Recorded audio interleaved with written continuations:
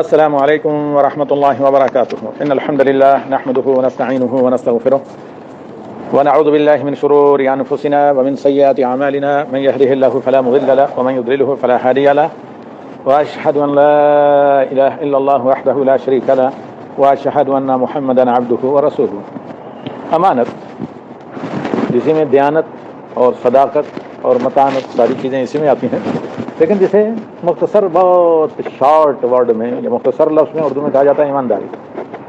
فلاں شخص ایماندار ہے، ایمانداری سے کام کرتا ہے، اور فلاں شخص بے ایمان ہے اور ایمانداری سے کام نہیں کرتا۔ ویسے حقیقتاً عربی زبان میں تو جامع الفاظ بہت ہیں، لیکن اردو زبان میں اس سے بڑھ کر میرے علم میں کوئی دوسرا جامع لفظ نہیں ہے جو اس بہت بڑے یعنی ٹاپک کو، موضوع کو اتنا جامع اور مختصر عنوان دیا گیا ہے۔ کیا؟ ایمانداری۔ آخر ایمانداری کیوں کہا جاتا ہے بھائی؟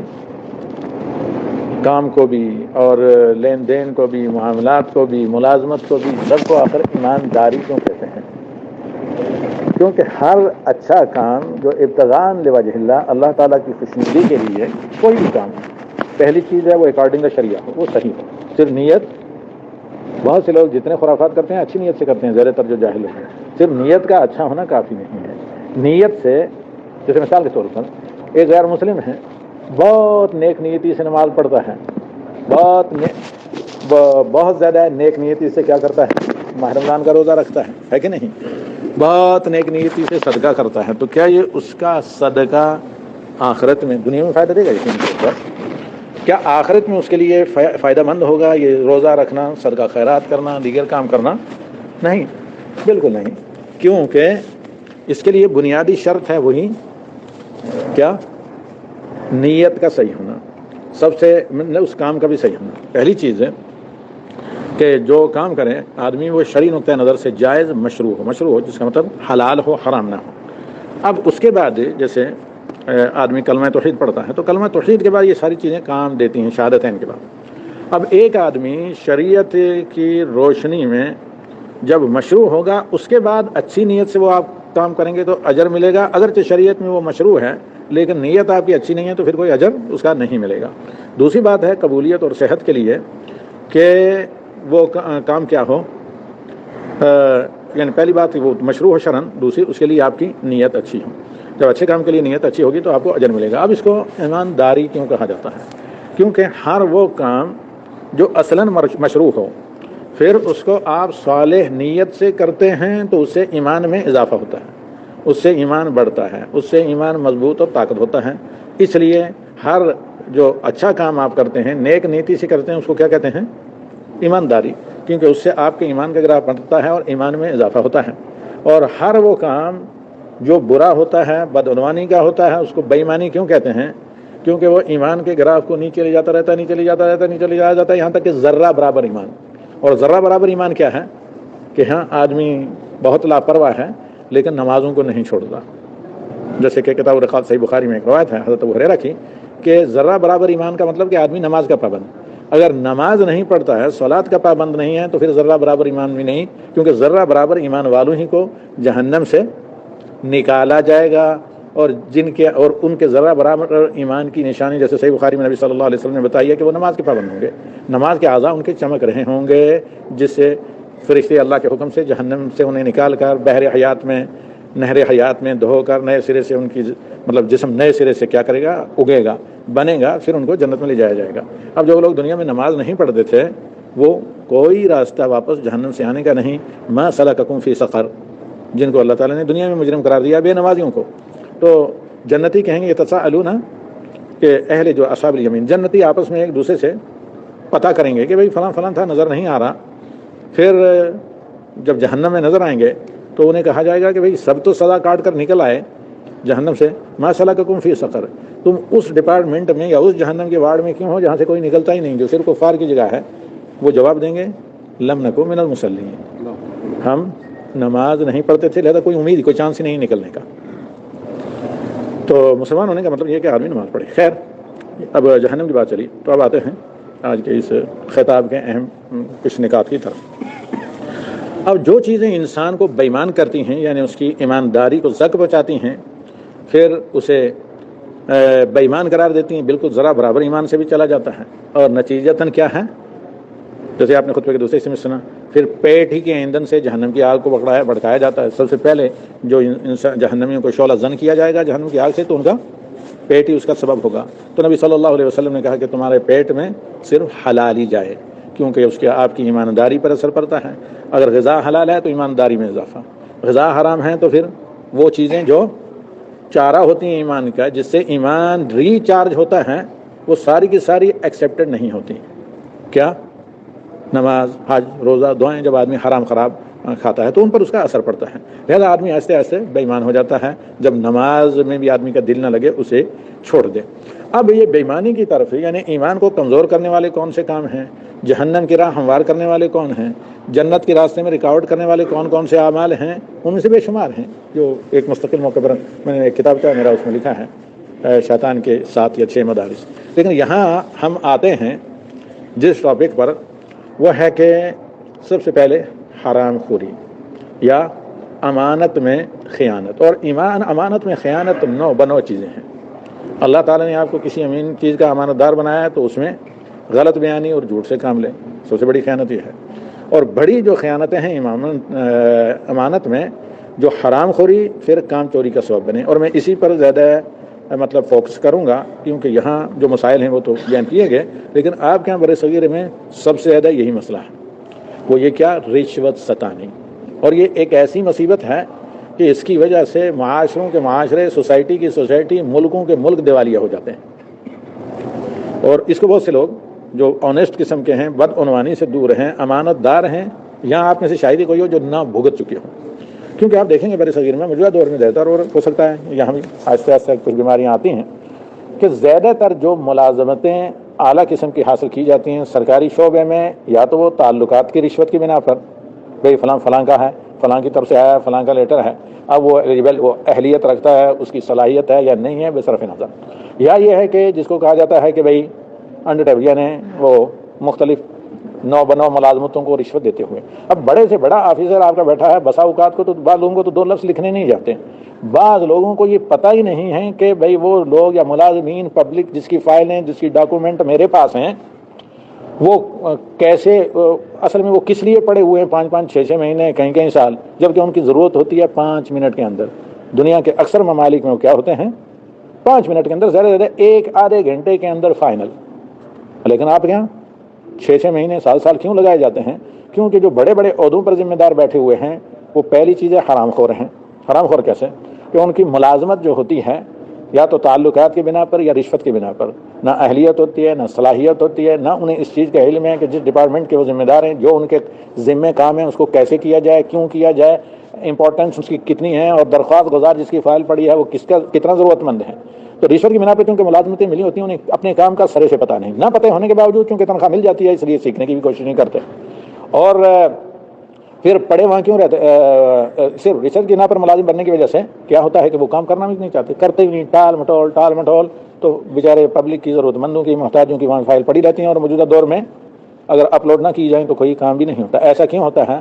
رشوت ستانے کی وجہ سے۔ اسی پر زیادہ امام صاحب نے زور دیا کہ سب سے زیادہ امانت کو سر تا پا جو چیز اکھاڑ پھینک جاتی ہے، جو امانت داری کا گلا گھونٹ دیتی ہے، اور پورا کا پورا معاشرہ حرام خور، کامچور، بے ایمان بن کر رہتا ہے، ان میں سے کیا ہے؟ رشوت ستانی۔ اس لیے اللہ کے نبی صلی اللہ علیہ وسلم نے فرمایا الراشی والمرتشی کلاہما فی النار، رشوت لینے دینے والے دونوں جہنم میں ہیں۔ اس لیے آپ نے خطبے کے دوسرے حصے میں حدیث سنی کہ پیٹ ہی سے پہلے جہنم کی آگ انسان کے بشر کے سب سے پہلے پیٹ ہی سے شعلہ زن ہوگی، پیٹ ہی سے شروع ہوگی۔ تو لہذا حتی جہاں تک ہو سکے آپ کوشش کریں کہ کوئی دانہ، کوئی لقمہ آپ کے پیٹ میں حرام نہ جائے، بلکہ وہ حلال جائے۔ جب حلال جائے گا تو پھر حلال کے لیے بڑی محنت کرنی پڑتی ہے، پھر آدمی حرام خور نہیں ہوتا۔ جب حرام خور نہ ہو، حرام خوری سے بچے، تو کام چور نہیں کرتا۔ وہ پتہ چلتا ہے کہ میں کام کے اندر بددیانتی کروں گا، بدعنوانی کروں گا، کام چوری کروں گا، صرف تنخواہ لینے کے پیچھے رہوں گا، اور اپنا کام صحیح طریقے سے، صحیح وقت پر، یا پبلک کے معاملات صحیح وقت پر نہیں نمٹانوں گا، اپنی تنخواہ کو نہیں حلال کروں گا، یا رشوت کے انتظار میں معاملات کو ایک ٹیبل سے دوسری پر پھینکتا رہوں گا کہ جب تک رشوت نہ ملے اور کسی کے فائل آگے نہ جائے۔ تو یہی کیا ہے؟ پیٹ کے اندر حرام غذا، یا پیٹ کو حرام غذا سے بھرنا، حرام خوری کرنا ہے، پھر کام چوری، نتیجتاً اپنے لیے جہنم کا راستہ آسان کرنا، اور پھر جہنم ہی کا راستہ آسان ہوتا ہے۔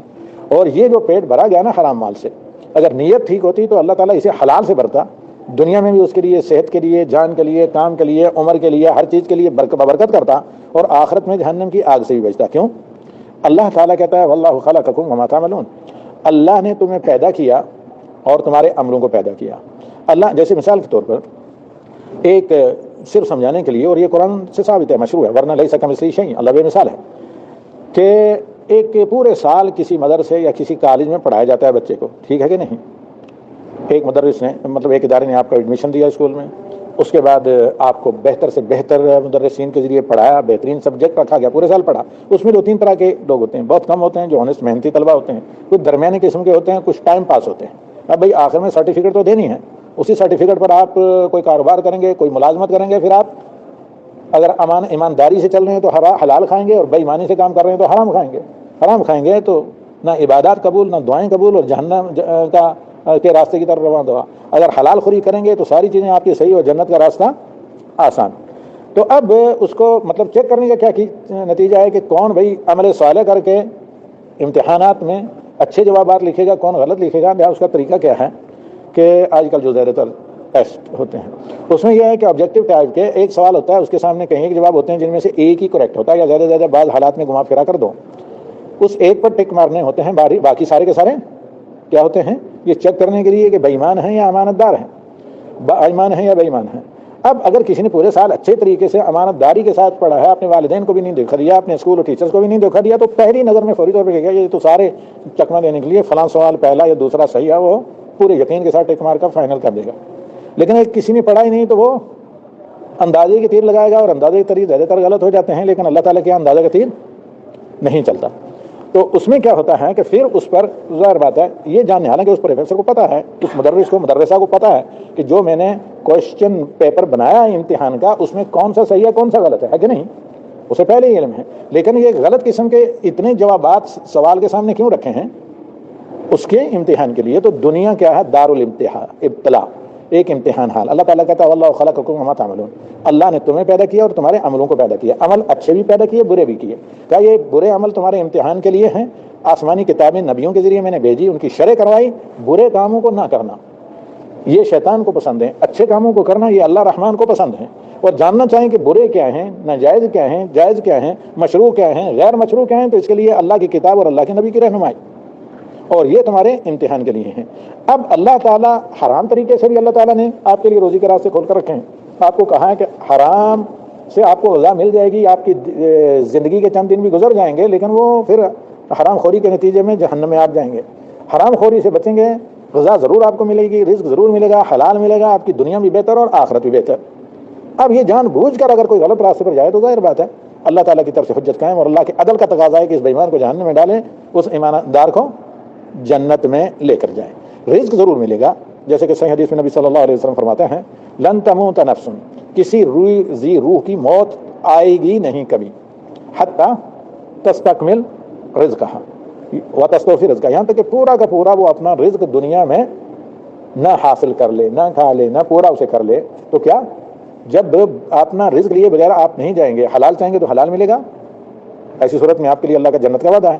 حرام تلاش کریں گے تو بھوکے نہیں رہیں گے، حرام ملے گا، ایسی صورت میں جہنم کا راستہ، جہنم کی سزا آپ کے لیے طے ہے۔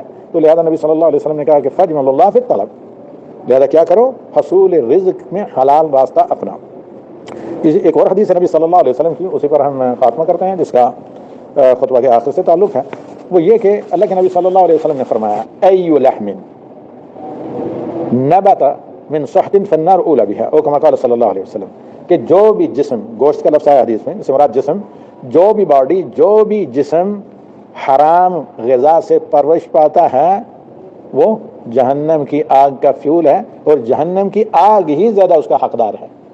وہ جہنم کی غذا ہے، جنت کا وہ حقدار نہیں، نہ جنت اسی حقدار، نہ جنت کے وہ اہل ہے، بلکہ جہنم کی فنار اولی بہا، اس کی حقدار زیادہ ہے۔ جہنم کی آگ ہے کہ اس کی لگامیں آئیں، کھینچ کر لگائیں، لے کر آئیں وہ گردنیں جہنم کی، اور اسے نگل پائیں۔ اب یہ جہنم میں لے جانے کا جو بڑا سبب ہے، جیسے خطبے کے آخر میں اختتام پر آپ نے سنا کہ پیٹ، لہذا پیٹ میں حلالی غذا آئے، اور حرام راہ سے رشوت ستانی، غلط بیانی، دھوکہ دہی، جعل سازی، کرپشن، بدعنوانی، اور ضرورت سے زیادہ لالچ، اور سب سے بڑی چیز کہ اللہ کے تقوی کو نہ پہچاننا، اور جب نہیں پہچانتا ہے آدمی تو اس کا نہ ہونا، جبکہ اللہ تعالیٰ کا وعدہ ہے وَلَقَدْ وَصَّيْنَا الَّذِينَ أُوتُوا الْكِتَابَ مِنْ قَبْلِكُمْ وَإِيَّاكُمْ أَنِ اتَّقُوا اللَّهَ، ہم نے تمام لوگوں کو جو آپ سے پہلے آدم تک بھی تھے، جن سابقہ امتوں کو آسمانی صحیفے کتابیں ان کے نبیوں کے ذریعے دی گئی، ان کو بھی میں نے یہ وصیت کی، تمہارے لیے بھی یہ وصیت ہے کہ اللہ کا تقویٰ اپنائیں۔ اللہ کا تقویٰ کیا ہے؟ حلال خوری اپنائیں، حرام خوری سے بچیں اور حلال خوری اپنائیں، تاکہ جہنم سے نجات اور جنت میں اپنے آپ کو اللہ کی مدد سے آباد کروائیں۔ ھذا وصلی اللہ علی النبی